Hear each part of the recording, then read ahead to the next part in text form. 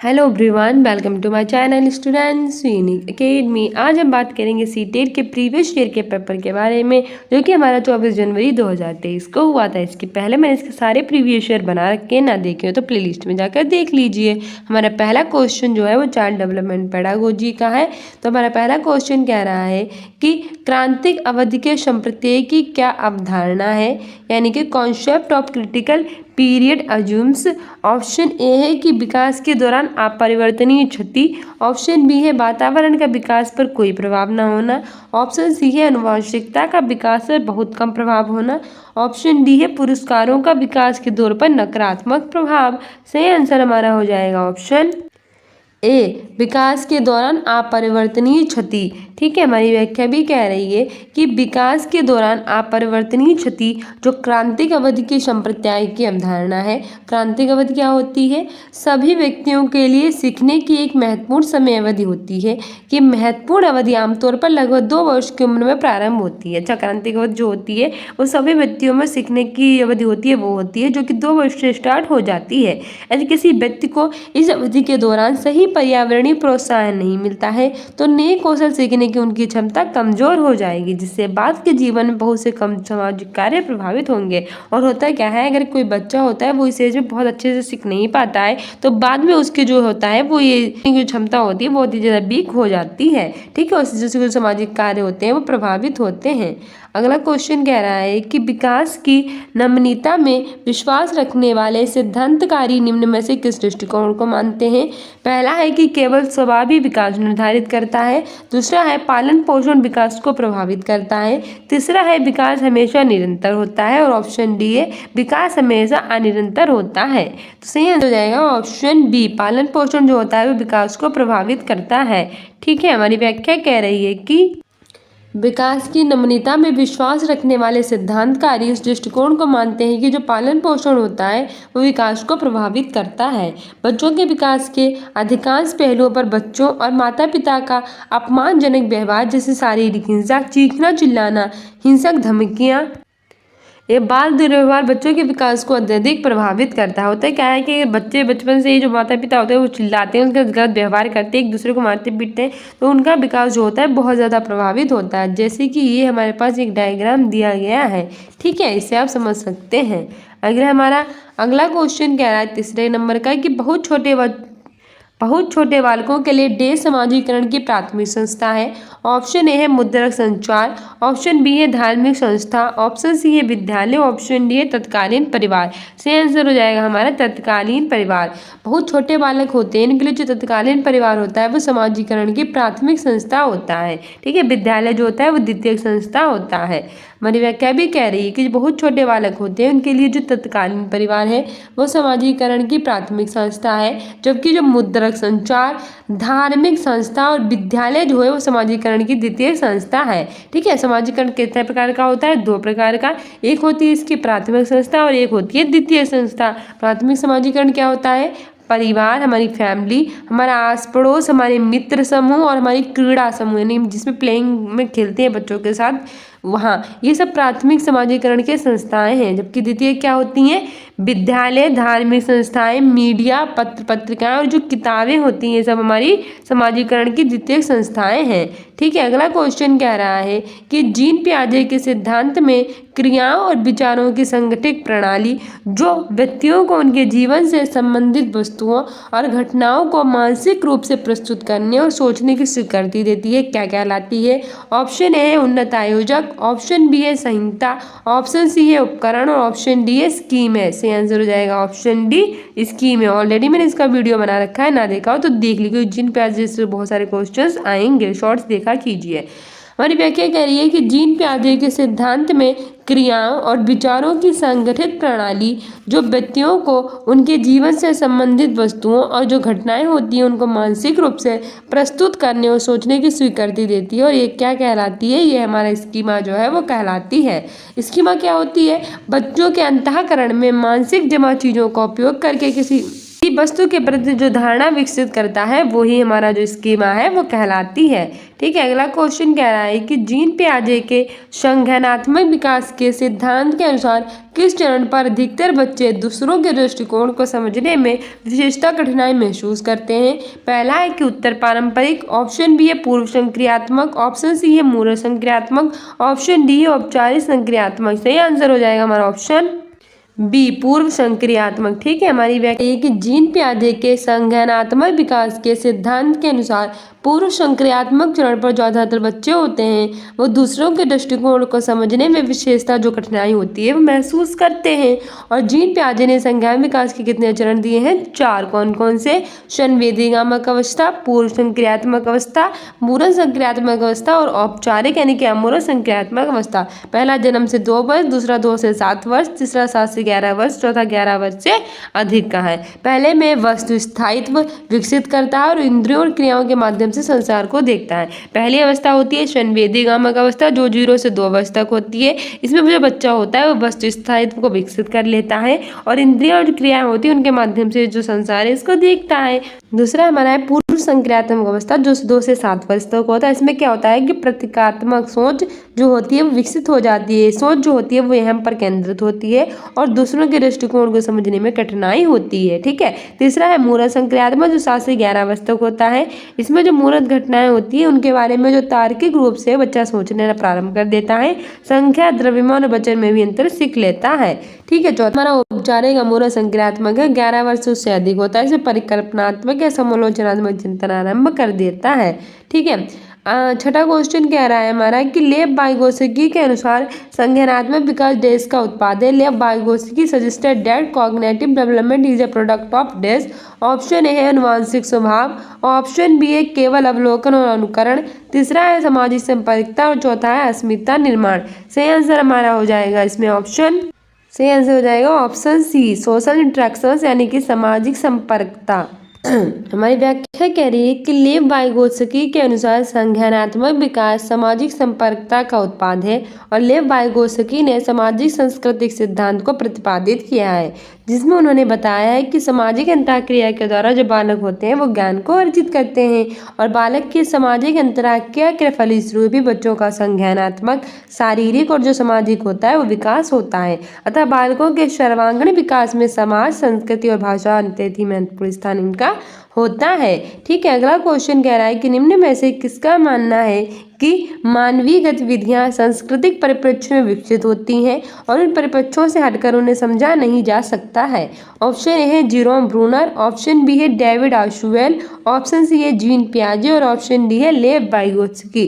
सही आंसर हो जाएगा हमारा ऑप्शन डी लेव वाइगोत्स्की। ठीक है, हमारी व्याख्या भी कह रही है कि लेव वाइगोत्स्की का मानना है कि जो मानव की गतिविधियां होती हैं वो सांस्कृतिक परिप्रेक्ष्य होता है उससे विकसित होती हैं और उन परिप्रेक्ष्य से हटकर उन्हें समझा नहीं जा सकता है। लेव वाइगोत्स्की अपने सामाजिक सांस्कृतिक सिद्धांत के लिए जाने जाते हैं और इस सिद्धांत के अनुसार सामाजिक अंतःक्रिया ही बालक की सोच और व्यवहार में लगातार बदलाव करती है। तो लेव वाइगोत्स्की जो होते हैं वो किसके लिए जाने जाते हैं? सामाजिक सांस्कृतिक सिद्धांत के लिए। ठीक है, उनके द्वारा जो सामाजिक अंतःक्रिया द्वारा ही बालक का सोच और जो व्यवहार होता है उसमें बदलाव आता है जो कि एक संस्कृति से दूसरे में भी भिन्न हो सकता है। अगला क्वेश्चन कह रहा है कि लॉरेंस कोहलबर्ग के नैतिक विकास के सिद्धांत के किस चरण पर बच्चों के नैतिक तर्क दंड से बचने हेतु आज्ञाकारी होने पर आधारित होते हैं?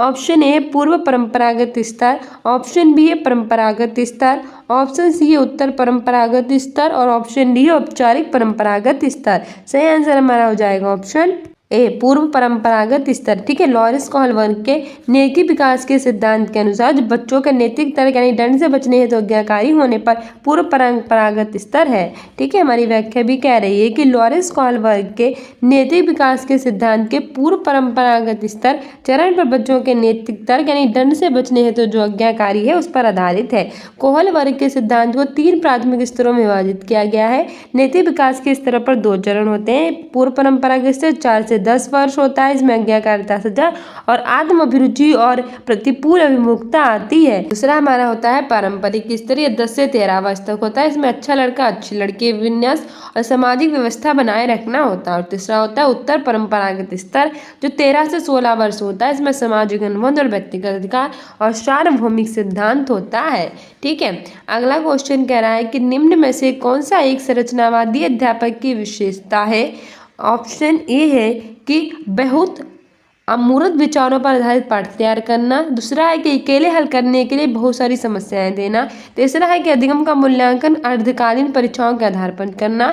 और चौथा है कि ऐसी गतिविधियां आयोजित करना जिससे विद्यार्थियों की अवधारणाओं को चुनौती मिले। तो कितना अच्छा हमें आंसर मिल गया, वही हमारा सही आंसर हो जाएगा। ऐसी अवधारणाएं आयोजित करना जिससे विद्यार्थियों की जो अवधारणाएं हैं उनको चुनौती मिले। हमारी व्याख्या कह रही है कि एक संरचनावादी अध्यापक जो होते हैं उनका तात्पर्य ये होता है कि वे ऐसी गतिविधियां आयोजित करें जिससे जो विद्यार्थी हैं उनकी अवधारणाओं को चुनौती मिले। और संरचनावादी अध्यापक की विशेषताएं क्या होती हैं कि जो विद्यार्थी होते हैं उनके समकालीन मुद्दे हैं उन पर चर्चा करें और वाद विवाद करने के लिए उन्हें कहें। शिक्षार्थी सक्रिय रूप से अपने ज्ञान का निर्माण करें। बच्चे स्वयं करके लर्निंग बाय डूइंग करें। ठीक है, उससे सीखें। शिक्षक और छात्र दोनों ही सक्रिय भूमिका निभाएं और छात्र और अध्यापक के परस्पर अंतःक्रिया करके अर्थपूर्ण अधिगम कर सकें। ठीक है, अगला क्वेश्चन कह रहा है हमारे 10वें नंबर का कि हार्वर्ड गार्डनर ने अपने बहुबुद्धि सिद्धांत में निम्न में से किस प्रकार की बुद्धि को शामिल नहीं किया है। पहला है प्राकृतिक बुद्धि, ऑप्शन बी है स्थानीय बुद्धि, तीसरा है बोधन बुद्धि और चौथा है अंतर्व्यक्तित्व बुद्धि। सही आंसर हो जाएगा ऑप्शन सी, बोधन बुद्धि को उसने शामिल नहीं किया है। ठीक है, बाकी सारी बुद्धि हार्वर्ड गार्डनर ने शामिल की है। हमारी व्याख्या कह रही है कि हार्वर्ड गार्डनर ने अपने बहुबुद्धि सिद्धांत में बोधन बुद्धि को शामिल नहीं किया है। मतलब जिन्होंने अपनी बुद्धि प्रकार की दी है उन्होंने 8 प्रकार की बुद्धि का वर्णन किया है, इसमें उन्होंने बोधन बुद्धि को शामिल नहीं किया है। ठीक है, कई लोग कहते हैं इन्होंने 9 प्रकार की बुद्धि दी, क्या कहते हैं 8 प्रकार की बुद्धि की, क्या कहते हैं 10 प्रकार की। लेकिन हमारी जो NCERT है वो 8 प्रकार की मानती है, तो आपको 8 प्रकार को ही मानना है। ठीक है, पहली है हमारी भाषाई बुद्धि, दूसरी है तार्किक गणितीय बुद्धि, तीसरी है सांगीतिक बुद्धि, चौथी है दैहिक क्रियात्मक बुद्धि, पांचवी है स्थानिक बुद्धि, छठी है अंतर्व्यक्तित्व बुद्धि, सातवीं है अंतराव्यक्तित्व बुद्धि और 8वीं हमारी है प्राकृतिक बुद्धि। ठीक है, 8 प्रकार की हमारी बुद्धि है, इसके बाद कोई और प्रकार की बुद्धि उसको हमारे हार्वर्ड गार्डनर ने नहीं माना है।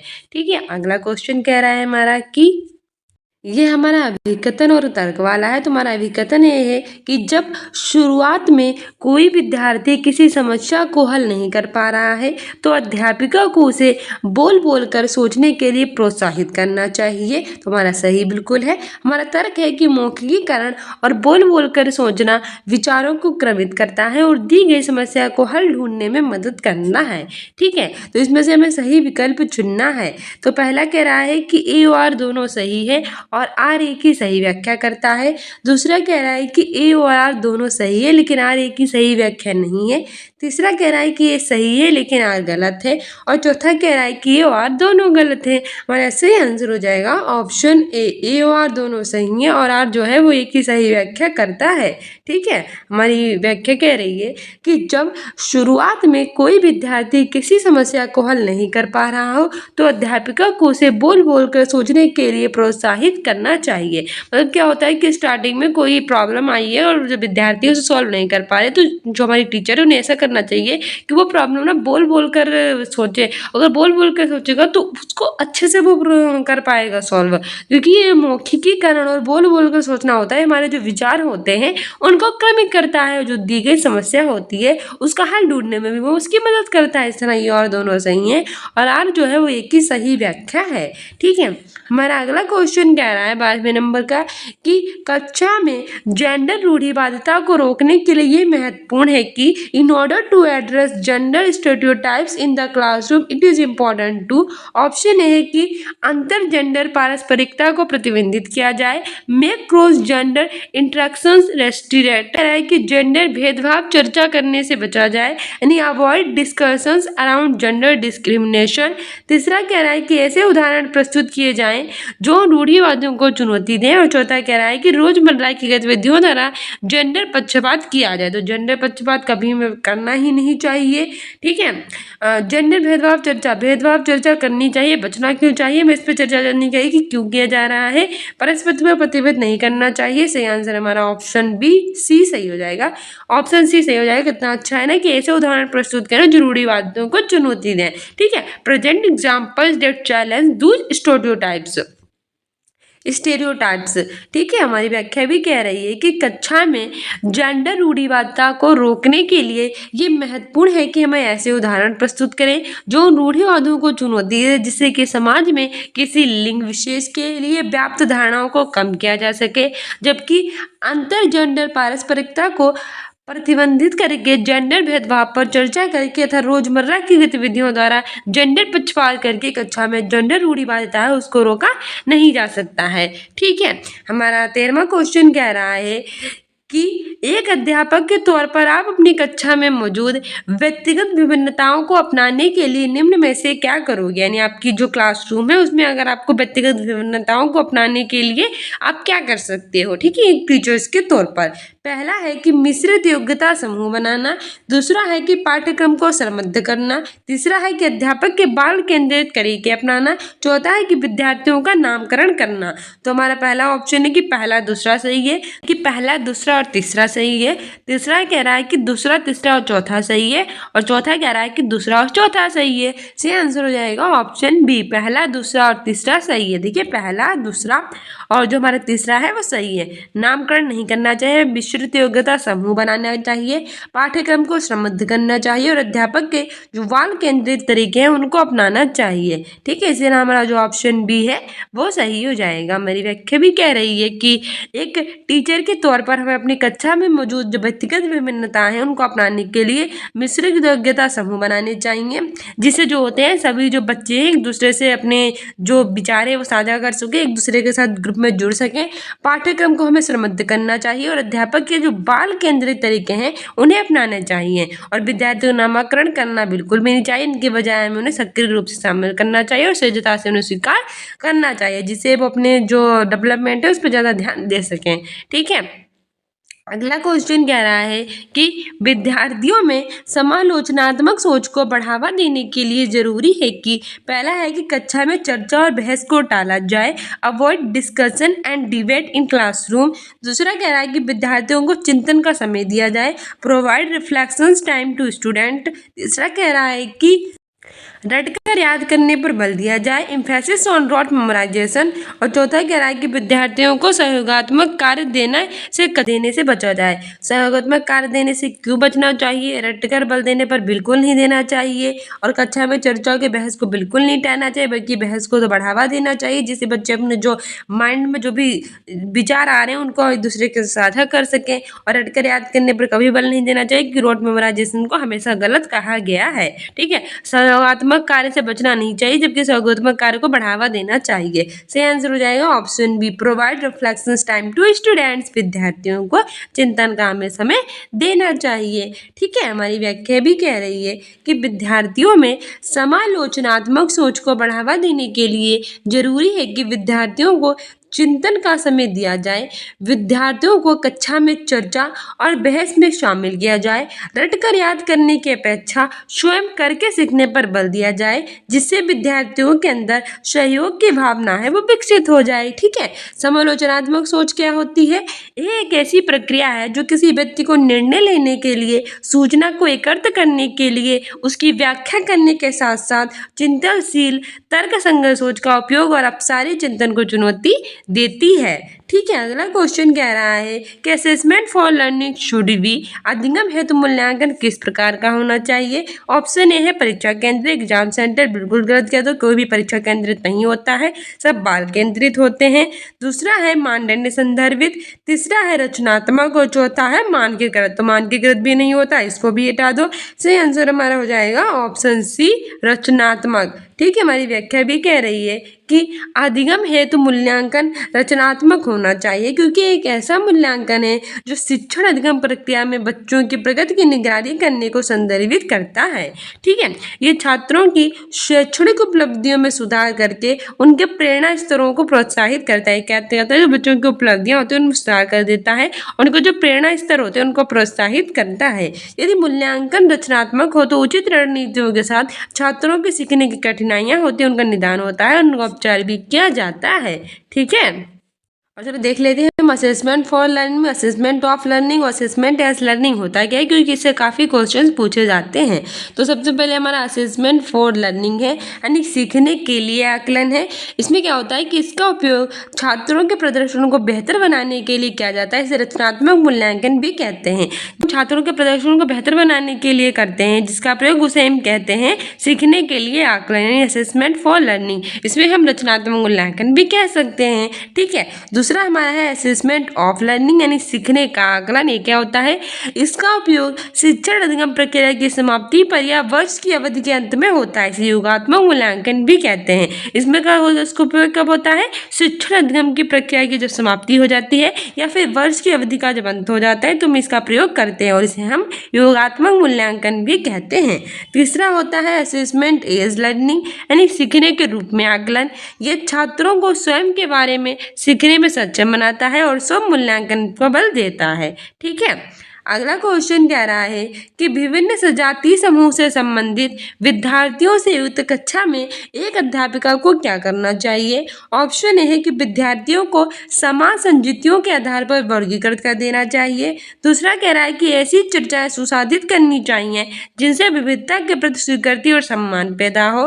तीसरा कह रहा है कि प्रभुत्ववादी संस्कृति पर आधारित मानकीकृत पाठ्यक्रम के आधार पर पढ़ाना चाहिए। और चौथा कह रहा है कि विद्यार्थियों के बीच व्यक्तिगत विभिन्नताओं पर कोई ध्यान नहीं देना चाहिए। तो कोई ध्यान क्यों नहीं देना चाहिए, हमें ध्यान बिल्कुल देना चाहिए। हमारा हो जाएगा ऑप्शन बी, ऐसी चर्चाएं सुसाधित करनी चाहिए जिनसे विविधता के प्रति स्वीकृति और सम्मान जो हो वो पैदा हो। ठीक है, हमारी व्याख्या भी कह रही है कि विभिन्न सजातीय समूह से संबंधित विद्यार्थियों से युक्त कक्षा में एक अध्यापिका को ऐसी चर्चाएं सुसाधित करनी चाहिए जिनसे विविधता के प्रति स्वीकृति और जो सम्मान होता है वो पैदा हो, जबकि विद्यार्थियों को समान सजातियों के आधार पर वर्गीकृत कर देना उनकी नकारात्मकता का भाव जो होता है वो उत्पन्न कर देगा। ठीक है, अतः बच्चों को प्रभुत्ववादी संस्कृति पर आधारित पाठ्यक्रम के बजाय शिक्षार्थी केंद्रित रचनात्मक आधारित पाठ्यक्रम के आधार पर हमें उन्हें पढ़ाना चाहिए और विद्यार्थियों के बीच व्यक्तिगत विभिन्नताओं पर विशेष ध्यान देकर उन्हें प्रोत्साहित करना चाहिए, जिससे कि एक प्रभावी कक्षा कक्ष का निर्माण हो सके। ठीक है, हमारा अगला क्वेश्चन कह रहा है कि आपका स्कूल विभिन्न सुविधाओं के पहुंच पाने के लिए सीढ़ियों, दरवाजों और दूसरे वास्तुकला संबंधित स्वरूपों द्वारा पैदा की गई बाधाओं को दूर करने के लिए अपनी आधारभूत संरचनाओं में सुधार कर रहा है। ऐसा करके स्कूल किसको प्रोत्साहित करता है। ऑप्शन ए है मुख्य धारा, ऑप्शन बी है बहिष्करण, ऑप्शन सी है एकीकरण समाकलन, ऑप्शन डी है समावेशन। सही आंसर हो जाएगा हमारा ऑप्शन डी, समावेशन। ठीक है, हमारी व्याख्या भी कह रही है आपका जो स्कूल है वो विभिन्न मतलब अलग अलग सुविधाओं के पहुंच पाने के लिए सीढ़ियों, दरवाजों और जो दूसरे वास्तुकला संबंधित स्वरूप हैं पैदा की गई बाधाओं को दूर करने के लिए अपनी आधारभूत संरचनाओं में सुधार कर रहा है और ऐसा करके स्कूल समावेशन को प्रोत्साहित कर रहा है, क्योंकि समावेशन बिना किसी भेदभाव के विशिष्ट आवश्यकता वाले छात्रों को सामान्य छात्रों के साथ एक ही स्कूल में तथा एक ही कक्षा कक्ष में बैठाकर शिक्षा देने की बात करता है। ठीक है, अगला क्वेश्चन कह रहा है कि क्षीण दृष्टि से जूझते विद्यार्थियों के समायोजन हेतु एक अध्यापक को क्या देने से बचना चाहिए। ऑप्शन ए है दृश्य अव्यवस्थित नोट्स, ऑप्शन बी है आवर्धक लेंस, ऑप्शन सी है बड़े आकार में छपी पाठ्य पुस्तक, ऑप्शन डी है स्पर्शनीय मानचित्र और आलेख। तो बताइए क्षीण दृष्टि से जूझता है विद्यार्थी मतलब एक ऐसा विद्यार्थी से थोड़ा कम दिखाई देता है, उसके लिए हमें कोशिश नहीं करनी चाहिए। तो इसे आंसर हो जाएगा ऑप्शन ए दृश्य अव्यवस्थित नोट, ये हमें उसे नहीं देने चाहिए। जबकि बड़े आकार में छवि पाठ्य पुस्तक देनी चाहिए, स्पर्शनीय जो मतलब जिसे हम टच कर सकते हैं वैसे मानचित्र आलेख देना चाहिए और आवर्धक लेंस भी देना चाहिए। ठीक है, ऑप्शन ए से हमें बचना चाहिए। हमारी व्याख्या कह रही है कि क्षीण दृष्टि यानी कम जो बालक जिन्हें कम दिखाई देता है ऐसे बालक बालक ऐसे बालकों से जो जूझ रहे विद्यार्थी हैं उनके समायोजन के लिए एक अध्यापक को दृश्य अव्यवस्थित नोट्स देने से हमें बचना चाहिए, जबकि आवर्धक लेंस, बड़े आकार में छपी पाठ्य पुस्तकें तथा स्पर्शनीय मानचित्र डालें। लेकिन सभी को क्षीण दृष्टि से जूझते विद्यार्थियों के समायोजन हेतु हमें शिक्षण में प्रयोग कर लेना चाहिए, क्योंकि ये सभी जो होते हैं वो शिक्षण की सामग्रियों और उसके अध्यापन में हमें सहजता लाते हैं, जिससे वे बिना किसी समस्या के अपने कक्षा के विद्यार्थियों के साथ समायोजित हो जाते हैं और अध्ययन का कार्य जो होता है उनका पूरा हो जाता है। ठीक है, अगला क्वेश्चन कह रहा है कि अवधान न्यूनता क्रियाशीलता विकार से जूझते विद्यार्थियों के संदर्भ में निम्न में से कौन सा कथन सही नहीं है। पहला कह रहा है कि उन्हें किसी एक कार्य में लंबे समय तक एकाग्र रहने में अक्सर मुश्किलें होती हैं। दूसरा कह रहा है कि वे अक्सर वस्तुओं को कुलबुलाते रहते हैं और बेचैन दिखते हैं। तीसरा कह रहा है कि वे किसी कार्य पर काम करते हुए आसानी से विचलित हो जाते हैं।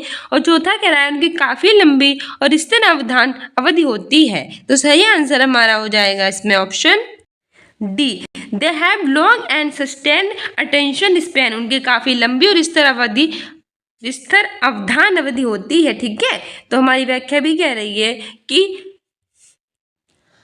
अवधान न्यूनता अतिक्रियाशीलता विकार से जूझ रहा जो विद्यार्थी है उसके संदर्भ में एक कथन है कि उनकी काफ़ी लंबी और स्थिर अवधि होती है। ये बिल्कुल ही गलत है, जबकि उन्हें किसी एक कार्य में लंबे समय तक एकाग्र रहने में बहुत ज़्यादा मुश्किल होती है। यानी वो जो जिन्हें ADHD यानी अटेंशन डेफिसिट हाइपरएक्टिव डिसऑर्डर यानी अवधान न्यूनता अतिक्रियाशीलता होती है, तो वो क्या होते हैं, वो किसी भी चीज़ को बहुत समय तक देख नहीं सकते, यानी बहुत समय तक वो उस पर कॉन्सेंट्रेट नहीं रह सकते हैं। ठीक है, उन्हें बहुत ज़्यादा मुश्किल होती है एकाग्र रहने में। वे अक्सर वस्तुओं को कुलबुलाते रहते हैं और बेचैन दिखते हैं और वे किसी कार्य पर काम करते हुए बहुत आसानी से विचलित हो जाते हैं। ये सभी लक्षण जो होते हैं वो अवधान न्यूनता अतिक्रियाशीलता विकार से जूझते विद्यार्थियों के संदर्भ में कैसे हैं, बिल्कुल सही होने से नहीं पूछा था, इसलिए ऑप्शन डी सही हो जाएगा।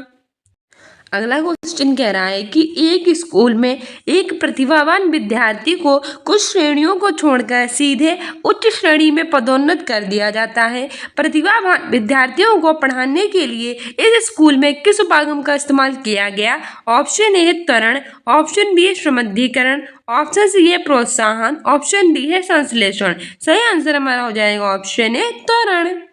ठीक है, हमारी व्याख्या कह रही है कि एक स्कूल में जो एक प्रतिभावान विद्यार्थी है उसको कुछ जो श्रेणियां उनको छोड़ दिया गया और सीधे उच्च श्रेणी में पदोन्नत कर दिया गया। प्रतिभावान विद्यार्थियों को पढ़ाने के लिए स्कूल में त्वरण उपागम का इस्तेमाल किया गया, यानी एक्सीलरेशन का प्रयोग किया गया है। और त्वरण होता है क्या, एक्सीलरेशन क्या होता है कि यह एक निर्देशात्मक रणनीति को संदर्भित करता है जिसका उद्देश्य होता है उन विद्यार्थियों की मदद करना जो ग्रेड स्तर के सीखने को मानकों को पूरा करने या उससे आगे की श्रेणी में निकल जाते हैं।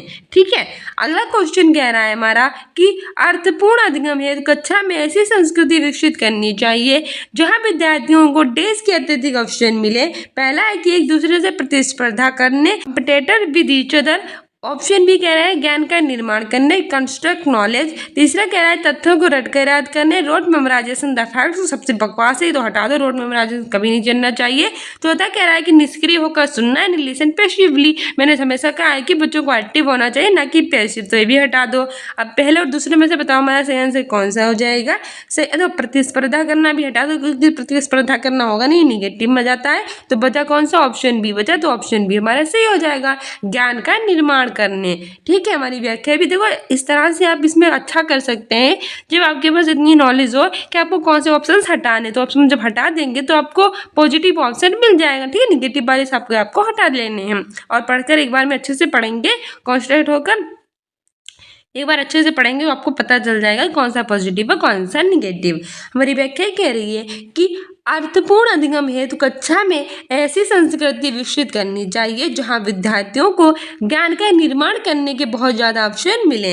अर्थपूर्ण अधिगम उन कार्यों को संदर्भित करता है जिसे ये बताया जाता है कि अध्यापक को अपने छात्रों में एक दूसरे की प्रतिस्पर्धा करने के बजाय जो सहयोग की भावना है वो विकसित करनी चाहिए। ठीक है, तथ्यों को रटकर याद करने के बजाय समझने पर हमें ध्यान केंद्रित करना चाहिए और निष्क्रिय की जगह हमेशा सक्रिय होकर सुनने का अवसर प्रदान प्रदान करना चाहिए जिससे विज्ञ सीख सके और प्रभावी कक्षा कक्ष का निर्माण कर सकें। अगला क्वेश्चन कह रहा है हमारा 22 नंबर का कि विद्यार्थियों को डेस्क बनने के लिए सुसाधित करना चाहिए। Student should be facilitated to be desk. Option A स्वतंत्र विचारक, ऑप्शन बी है आश्रित अधिगमकर्ता, ऑप्शन सी है निष्क्रिय अनुकरणकर्ता, ऑप्शन डी है उच्च श्रेणी के प्रतिद्वंदी। तो इसमें भी निकाल दो, में पेशिव आ गया तो हटा दो, एक्टिव करना चाहिए। किसी पे आश्रित तो कभी होना ही नहीं चाहिए। तो सही आंसर हमारा हो जाएगा ऑप्शन ए स्वतंत्र विचारक। ठीक है, हमारी व्याख्या कह रही है कि विद्यार्थियों को स्वतंत्र विचारक बनने के लिए सुसाधित करना चाहिए।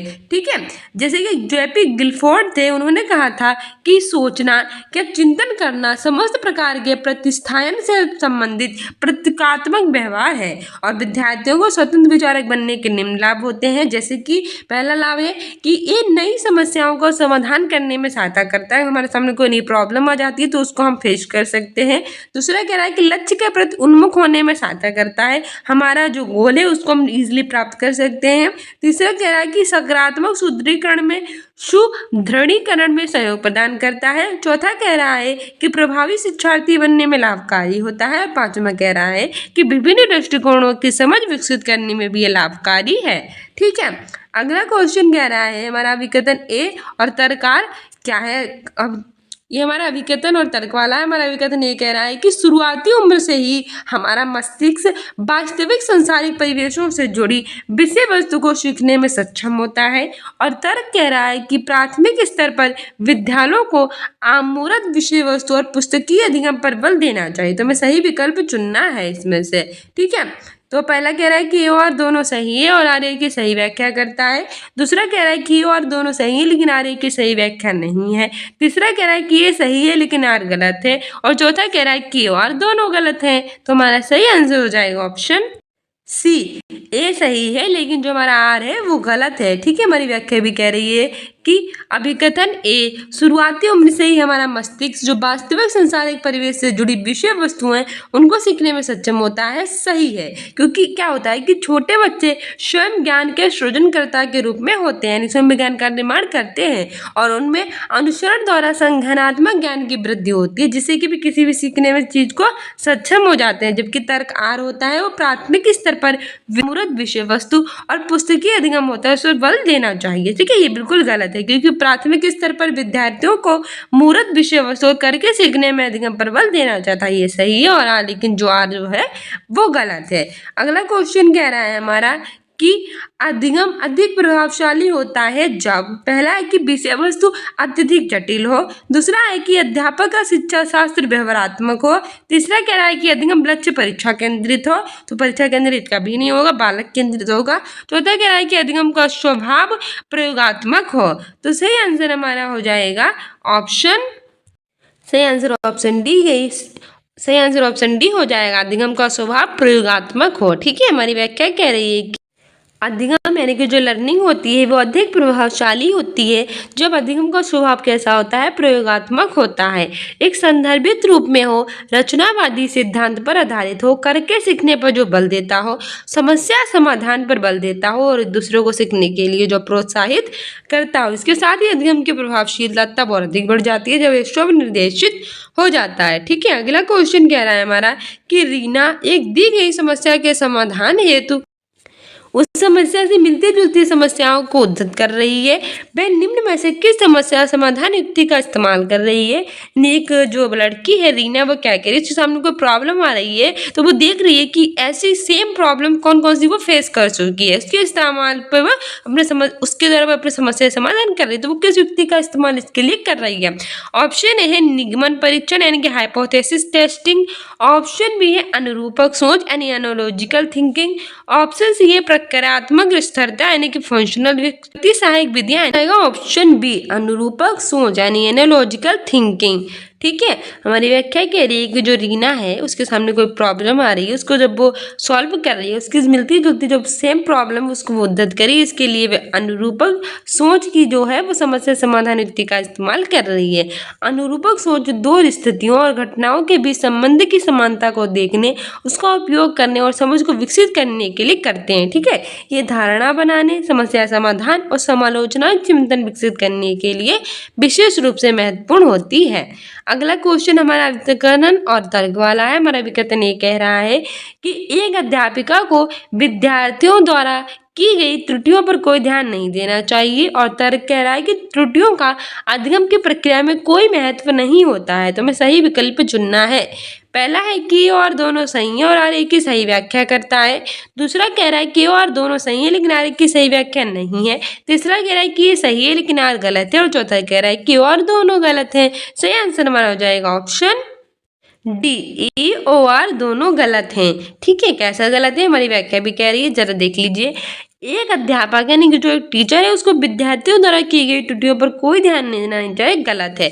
अच्छा, होता क्या है, अगर एक जो अध्यापक बालक कोई भी गलती करता है, कोई भी कितनी बड़ी भी गलती करता है, अगर इस पर बालक अध्यापक ध्यान ही नहीं देगा बालक की उन गलतियों पर, तो बहुत ही गलत होगा। ये तो बालकों के लिए तो कभी उसका जीवन ही सफल नहीं कर पाएगा। हमें उनकी छोटी छोटी गलतियों पर ध्यान देना चाहिए। ठीक है, क्योंकि त्रुटियों पर कोई ध्यान नहीं देने से विद्यार्थी और भी गलतियां करेंगे, इसलिए एक अध्यापक को विद्यार्थियों द्वारा की गई त्रुटियों यानी जितनी भी विद्यार्थी मिस्टेक करता है उन सब पर हमें ध्यान देना चाहिए और स्वयं से सही करने के अवसर भी उसे उपलब्ध करवाने चाहिए। ठीक उसी प्रकार त्रुटियों का अध्ययन की प्रक्रिया में कोई महत्व नहीं होता, ये कथन भी गलत होता है, क्योंकि त्रुटियों के द्वारा यानी मिस्टेक्स के द्वारा, गलतियों के द्वारा ही जो बच्चा होता है वो सीखता है, और त्रुटियों का अध्ययन की प्रक्रिया में बहुत विशेष महत्व होता है, इसलिए और हमारे दोनों गलत हो जाएंगे। ठीक है, अब समझ में आ गया आपको क्यों हमारे गलत है। क्वेश्चन कह रहा है कि विद्यालयों का स्कूल शुड ऑप्शन है विद्यार्थियों के भावनात्मक विषय को अनदेखा करना चाहिए और पहले से सीखे ज्ञान को पुनरुत्पादित करने पर ध्यान देना चाहिए। कितना बकवास ऑप्शन है।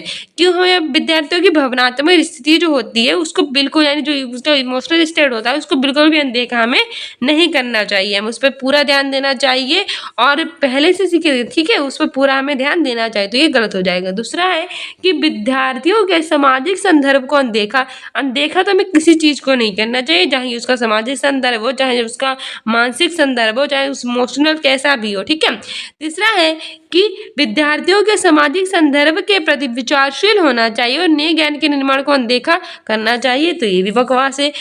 अनदेखा किसी भी ज्ञान को नहीं करना चाहिए, वो नया हो चाहे पुराना। तो बचा कौन सा, ऑप्शन डी ही बचा और ही सही होगा। तो कैसे सही होगा कि विद्यार्थियों की भावनात्मक स्थिति के प्रति विचारशील होना चाहिए। कितना प्यारा है, जो विद्यार्थियों की consider emotional state of students and focus on constructions of new knowledge, और उसके नए ज्ञान के निर्माण पर ध्यान देना चाहिए। मतलब जो पुराना ज्ञान है उसको भी हमें देखा नहीं करना चाहिए और जो नया ज्ञान है उसको भी अनदेखा नहीं करना चाहिए, दोनों को हमें साथ साथ लेकर चलना चाहिए और उसी तरह से बच्चे का जो विकास है वो करना चाहिए। ठीक है, तो ऑप्शन डी ही सही हो जाएगा। हमारी व्याख्या भी कह रही है कि विद्यालय को यानी जो स्कूल होता है उसको विद्यार्थियों की जो भावनात्मक स्थिति होती है उसके प्रति विचारशील होना चाहिए। ठीक है, और नए ज्ञान के निर्माण पर ध्यान देना चाहिए। इसके साथ ही विद्यालयों को विद्यार्थियों की जो भावनात्मक स्थिति होती है उस पर भी ध्यान देना चाहिए। पहले से सीखे ज्ञान होता है उसको हमें स्वीकार करना चाहिए, यानी पहले से जो बच्चों ने ज्ञान सीखा उसको स्वीकार कर लेना चाहिए, और विद्यालयों को विद्यार्थियों के सामाजिक संदर्भ जो होता है उसको सहज रूप से स्वीकार कर लेना चाहिए और पहले से सीखे ज्ञान का हमें सम्मान करना चाहिए, जिससे कि उनके कार्यों को, रुचियों और भावनाओं को महत्व मिल सके और वे स्वयं को विद्यालय में समायोजित महसूस कर सकें। ठीक है, और विद्यालयों को दायित्व है कि उन्हें विद्यार्थियों के सामाजिक संदर्भ के प्रति हमेशा विचारशील होना चाहिए और नए ज्ञान के निर्माण के भी अवसर उन्हें उपलब्ध कराने चाहिए, जिससे भी कक्षा में सक्रिय होकर अधिगमकर्ता बन सके, यानी कि उसके पुराने ज्ञान नए ज्ञान दोनों के प्रति हमें पॉजिटिव रहना चाहिए, यानी दोनों को भी बढ़ावा देना चाहिए, किसी को भी निगेटिव नहीं लेना चाहिए। अगला क्वेश्चन कह रहा है कि अधिगम असहायता से जूझते विद्यार्थी योग्यता का ऐसे दृष्टिकोण रखते हैं जिसमें मेहनत करके योग्यता में बढ़ावा नहीं किया जा सकता। योग्यता के प्रति ऐसा दृष्टिकोण क्या कहलाता है?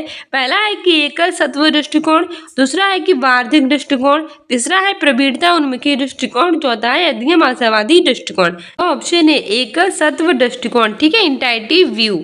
हमारी व्याख्या कह रही कि अधिगम असहायता से जूझ रहा जो विद्यार्थी होता है उसकी योग्यता का ऐसा दृष्टिकोण रखना चाहिए जिससे मेहनत करके योग्यता में बढ़ावा नहीं किया जा सकता है। योग्यता के प्रति ऐसा दृष्टिकोण एकल सत्व दृष्टिकोण कहलाता है। ठीक है, और वार्षिक दृष्टिकोण क्या होता है?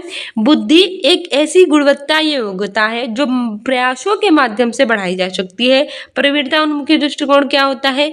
ये स्वयं निर्धारित मानकों के अनुसार सीखने, कार्य करने और महारत उन्मुख लक्ष्य निर्धारित करने पर बल देता है। और अधिगम आशावादी दृष्टिकोण क्या होता है? ये सकारात्मक दृष्टिकोण संसार को देखने की योग्यता विकसित करता है। ठीक है, अगला क्वेश्चन कह रहा है कि अधिगम के लिए एक सहायक वातावरण पैदा करने में महत्वपूर्ण है कि ऑप्शन है कि विद्यार्थियों की रुचियों को अनदेखा करें, इग्नोर स्टूडेंट्स इंटरेस्ट, बिल्कुल गलत बात है, हमें रुचियों को कभी अनदेखा नहीं करना चाहिए। दूसरा कह रहा है कि विभिन्न हिस्सेदारों जैसे कि माता पिता, अध्यापकों और विद्यार्थियों को भी संप्रेषण पोषित करें।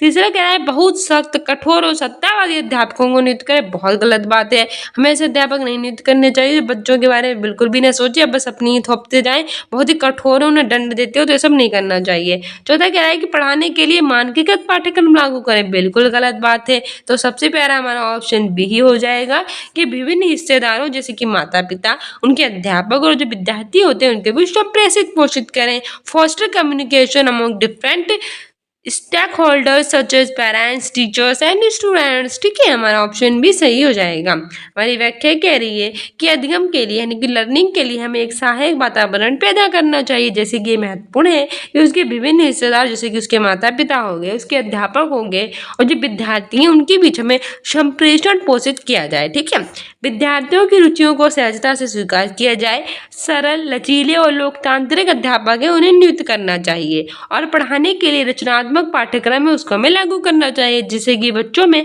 सृजनात्मकता है वो उत्पन्न हो जाए। ठीक है, सृजनात्मकता बच्चों में उत्पन्न हो जाएगी और वो उच्च तार्किक चिंतन को भी विकसित कर पाएंगे।